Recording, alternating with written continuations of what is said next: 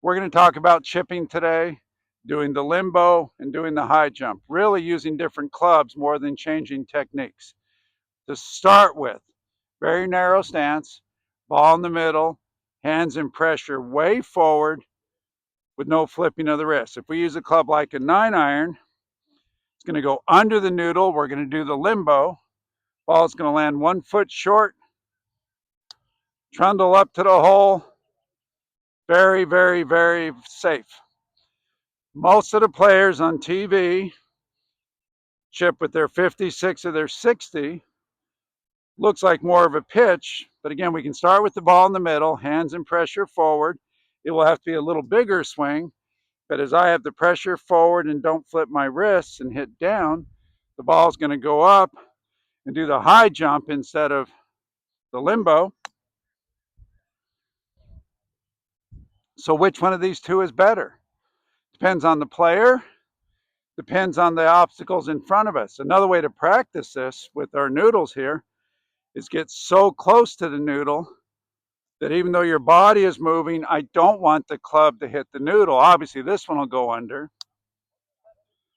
But if I don't hit this noodle, then I have not used my wrist. There are plenty of other ways to chip. Phil Mickelson says to play the ball either back or forward. Both those encourage different trajectories.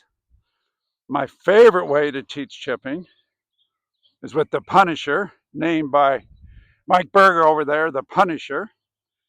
This, I am forced to put the hands and weight forward. As I come through, and I took a picture the other night, I did give myself a bruise here when I was, ouch, intentionally doing this. But when you hit a little chip or a pitch, how far away is this from my body? That's how we need to play golf. Once you have a good impact position, using the leading edge of the club, you can fool around with your ball position, shaft not so far forward, and use the bounce.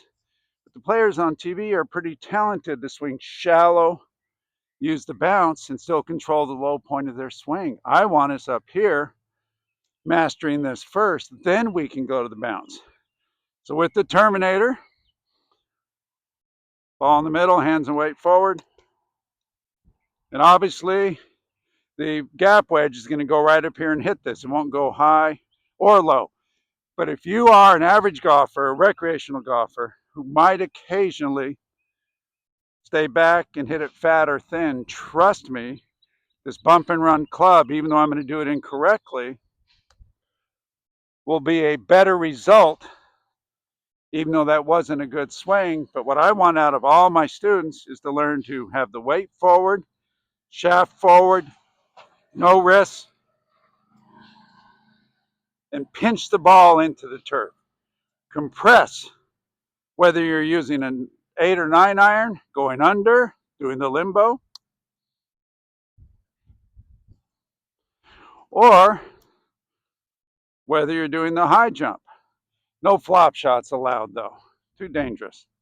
Same swing, a little bit tiny bigger,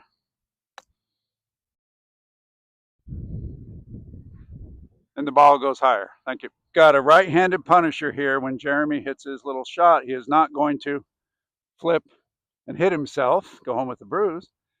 He's going to keep the shaft out here, keeps his left wrist bent, no flipping the wrist. Do a little swing here and let's see how far. Do it again and brush the turf with this upside down club. Perfect, that's how we chip. Now he's going to do the same thing. We're going to do the limbo with the 9-iron. It's going to go under. See that hole there? That's where we're going. It's almost like a putt, but it's a downward putt. Where are you going to land this ball, Jeremy Felke? Probably maybe halfway. On the fringe, dude.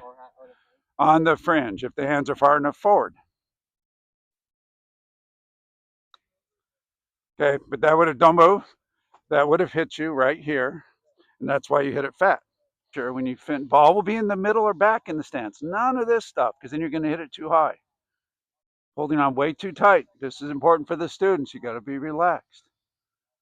Got to finish out here. How much risks were involved there? None. If we use the Punisher incorrectly, oops, Jeremy just left with the bruise. Holding it way too tight, Jeremy. Are you a good putter? Yes. Okay.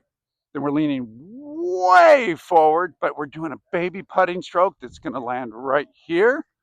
and trundle to the hole. Beautiful. Would have gone in if it wasn't for that ball. That's the limbo. Now you're going to do the high jump with the exact same swing. We don't try and lift it up. We do the same little brushing down. Hands forward. This ball is going to go over the noodle. Very light grip pressure. Baby little swing. Say hello, ball. Hello, ball. This one can land on the green. Nice. Nice. And now folks at home have two options. Do the limbo or do the high jump. But nobody is doing the wrist flip.